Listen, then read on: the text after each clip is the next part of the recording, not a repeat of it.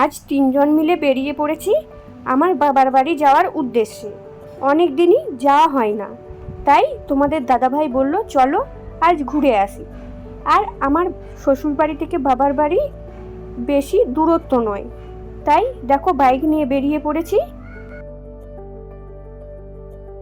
আর বাড়ি ঢুকেই দেখো আমার দুজন প্রিয় মানুষকে প্রণাম করে নিলাম, যারা এখন আর আমাদের মধ্যে নেই। আমার বাবা আর ঠাকুমা এখন তারার দেশে, আর ওখানে গিয়ে বেশি ভিডিও করতে পারিনি, কারণ এসেছি কয়েক ঘন্টার জন্য। তো মনে হয় প্রিয় মানুষগুলোর সাথে গল্পে আনন্দেই কাটিয়ে দিই, আর ভিডিও কথা তখন আর ঠিক মনে থাকে না।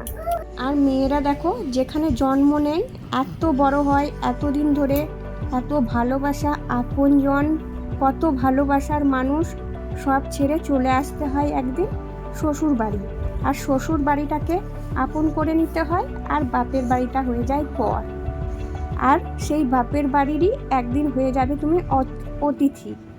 2 দিন 3 দিন বা 4 দিন বা 1 মাসের জন্য যাবে, আবার ফিরে আসতে হবে তোমাকে শ্বশুর বাড়ি। তাই না? ঠিক বললাম না বন্ধুরা? তারপর দেখো সবাইকে টাটা বাই বাই করে বেরিয়ে পড়লাম আবার শ্বশুর বাড়ির উদ্দেশ্যে।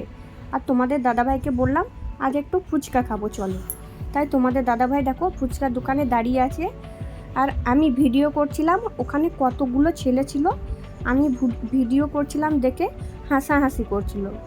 তো তোমাদের দাদাভাই বললো ডোন্ট কেয়ার, তুমি তো কোনো খারাপ কাজ করোনি, নিজের দিকে এগিয়ে চলো, তোমাকে নিয়ে সবাই যত হাসাহাসি করবে তুমি তত এগিয়ে যাবে। তারপর দেখো ওখানে বৃষ্টি হচ্ছিল বলে ফুচকাগুলো নিয়ে নিলাম বাড়িতে যেয়ে খাবো বলে। আর দেখো বাড়িতে এসে তোমাদের দাদাভাই ফুচকা নিয়ে বসে পড়েছে, সবাইকে দিয়ে দিচ্ছে।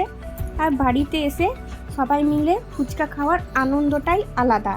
আর এখানে কিন্তু পরিও বাদ নেই, পরিও নিজের ভাগটা ঠিকই নিয়ে নিচ্ছে। তো চলো আজকের মতো এইটুকু, দেখা হচ্ছে নেক্সট ভিডিওতে।